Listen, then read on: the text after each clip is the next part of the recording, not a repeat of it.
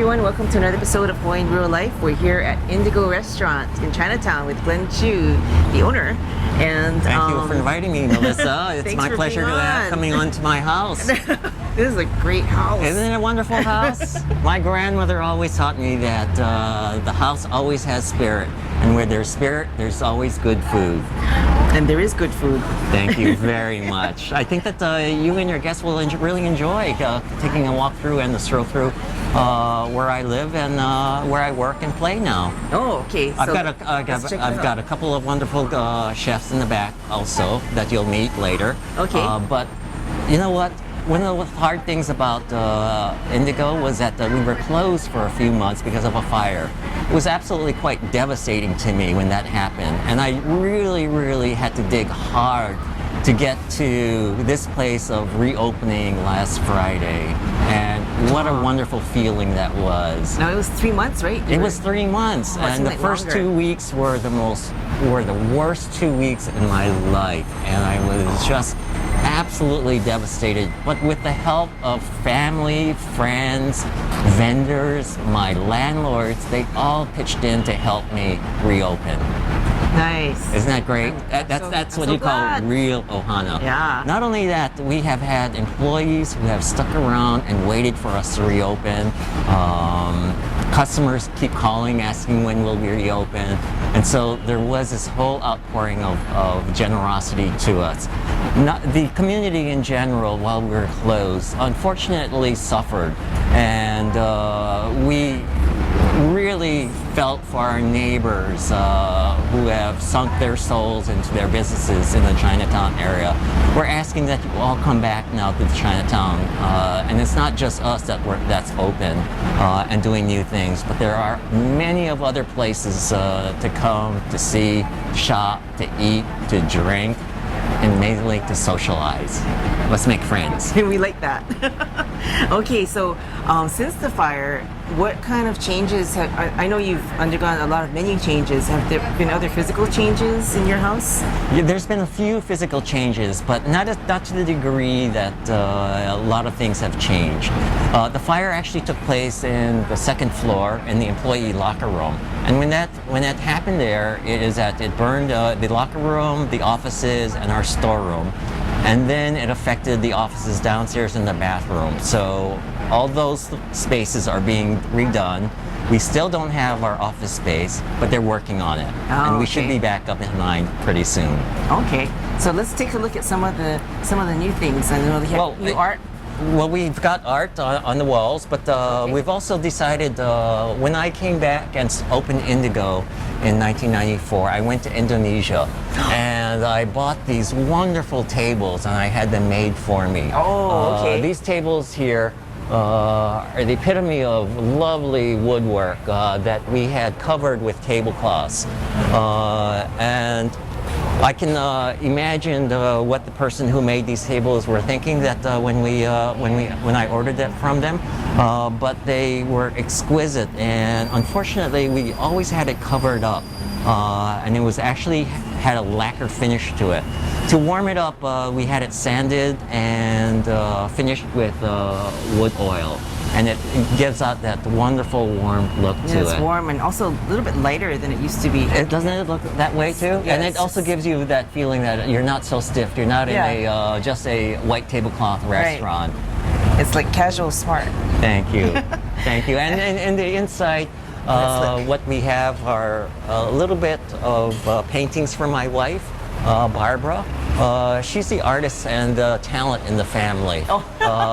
Her paintings of Lady in the Blue Waves, I just absolutely love. And this is the piece of art that I look at, and she has such a dreamy look to her, as of wondering and wishing for that fanciful meal that she's awaiting.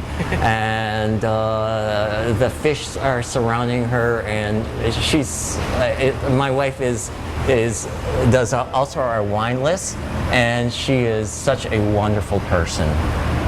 Nice. I love you, honey.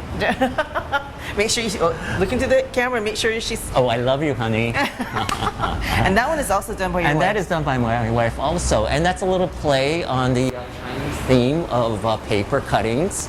And so you'll see the impressions of, if you go down to Chinatown, you can buy the gold money or the notes that you can send up to your departed by the spirits of burning.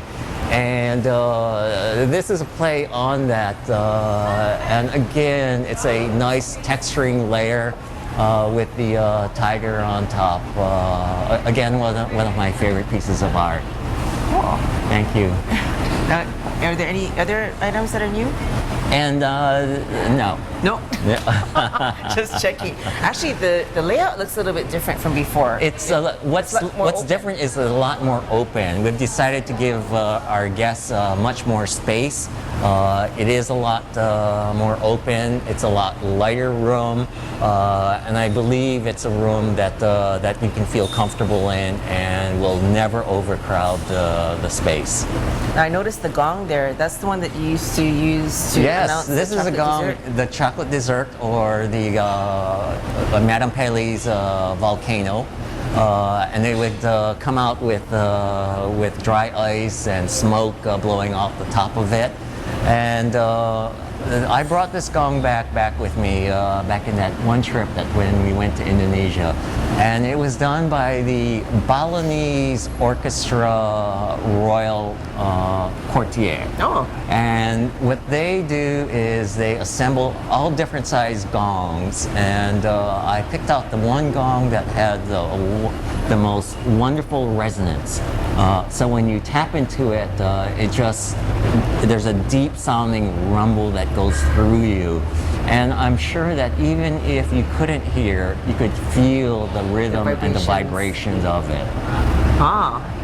And are you going to be using this for desserts? Do you still have that chocolate dessert? We still do. We do not have the chocolate dessert. Okay. We may bring it back. That's something that to think about. And again, you know, opening a restaurant is something that takes a lot of time and passion. And what we're trying to do is not keep all the past, but incorporate some of the future items into who we are and what we're trying to portray.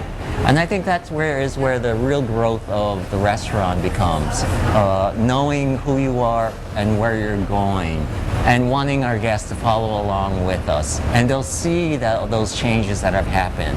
They'll see the changes in myself, and I'm welcoming you to come to my house.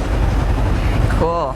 And we'll be sure to join you, especially since you have also changed your menu quite a bit. Are those changes, I know it's still a work in progress, right? Are you going to be adding more things, or seasonal things, or?